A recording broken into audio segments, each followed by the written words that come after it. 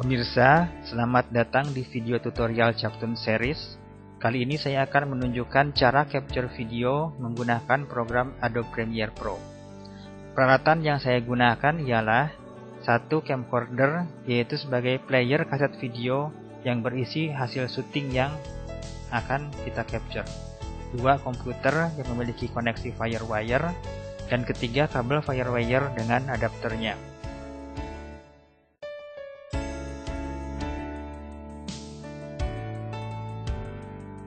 Setelah semua peralatan siap, saya gunakan kabel FireWire untuk menghubungkan komputer dengan camcorder.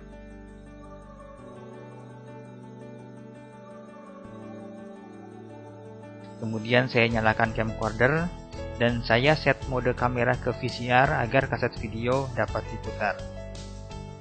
Jika telah ada koneksi, komputer otomatis akan melakukan deteksi dan pada monitor komputer akan muncul menu pilihan untuk melakukan tindakan selanjutnya. Di sini kita lihat ada pilihan untuk capture video menggunakan Windows Movie Maker, ada pula tawaran untuk menggunakan NeuroVision. Namun kali ini saya akan menggunakan Adobe Premiere Pro untuk melakukan capture video ini. Maka saya klik untuk launching program Premiere Pro. Beginilah tampilan awal program ini. Pada area Recent Project biasanya akan ditampilkan proyek-proyek terakhir yang telah dikerjakan. Namun untuk keperluan tutorial ini, saya sengaja telah menghapus file-file project sebelumnya, sehingga kolom Recent Project ini tidak ada isinya. Ada dua pilihan di sini, New Project dan Open Project. Saya akan pilih New Project. Kini kita memasuki menu Setting Project. Di sini ada dua tab, yaitu Load Preset dan Custom Setting. Settingan yang akan saya pakai ialah yang sudah ada presetnya, yaitu DV-PAL 48 kHz yang paling cocok untuk pengolahan file digital video dengan sistem yang lazim digunakan di Indonesia. Di sebelah kanan, tanpa spesifikasi detail settingan project ini, yaitu editing modenya DV-PAL, time base 25 frame per second, frame size 720x576, pixel ratio-nya 1,067 dan seterusnya. Kini saya akan menentukan lokasi penyimpanan file kerja saya. Saya klik Browse, lalu muncul jendela browsing seperti ini. Saya klik My Computer, saya akan menyimpannya di partisi D hard disk. Di sini saya akan membuat folder baru, maka saya klik Make New Folder. Lalu saya beri nama tenis meja, sesuai hasil syuting kegiatan olahraga tenis meja yang telah ada di kaset video saya. Karena saya beri tanda garis bawah pada namanya, folder ini otomatis naik ke bagian atas di partisi D ini. Itu kebiasaan saya agar mudah menemukan folder kerja yang berisi proyek yang sedang intensif dikerjakan. Kemudian di kolom ini saya ketik nama filenya, yaitu latihan. Lalu saya klik OK. Maka kita akan dapati interface utama program Premiere Pro seperti ini. Anda tak usah grogi, karena nanti setelah kenal Anda akan akrab dengan sendirinya. Pada dasarnya, semua program editing akan memiliki tiga bagian utama, yaitu Project Window yang berisi file video dan file-file lain yang akan digunakan pada proses editing. Lalu ini ialah Monitor Window, yang nanti akan menampilkan hasil edit yang tengah kita kerjakan. Lalu ada timeline, yaitu tempat kita merangkai file-file menurut urutan waktu, dengan titik awal atau titik nol berada pada ujung kiri timeline ini. Selanjutnya, saya akan mencari perintah capture, yaitu ada di menu file, lalu capture, dengan shortcut-nya tombol F5. Tapi saya klik ini aja. Maka akan tampil jendela capture berikut ini. Di sini kita lihat ada monitor window yang nanti akan berisi gambar video yang sedang di-capture.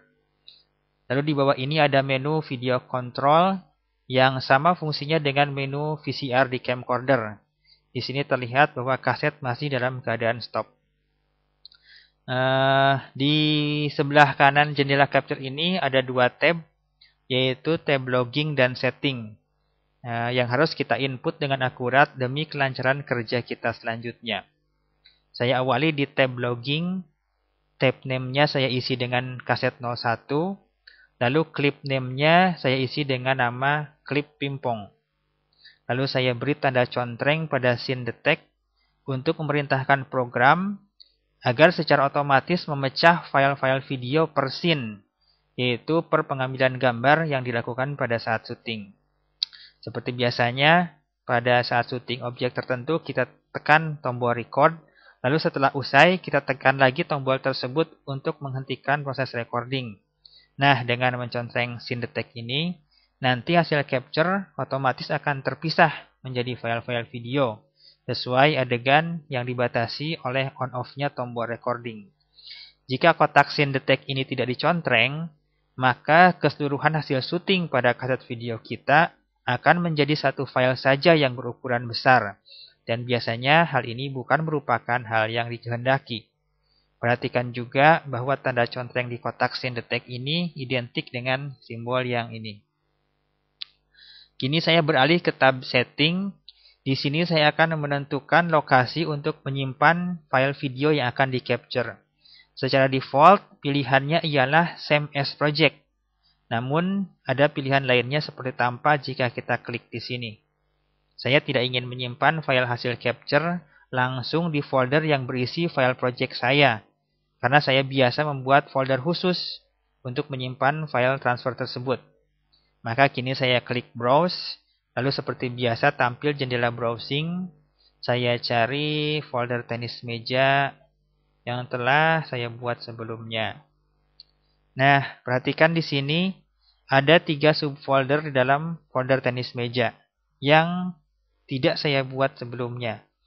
Jadi ternyata program Premiere Pro otomatis membuatkan folder-folder itu seketika saat kita setting project. Folder-folder ini akan berisi file-file yang berguna bagi kelancaran editing. Karena itu jangan dihapus atau dipindahkan selama pengerjaan project.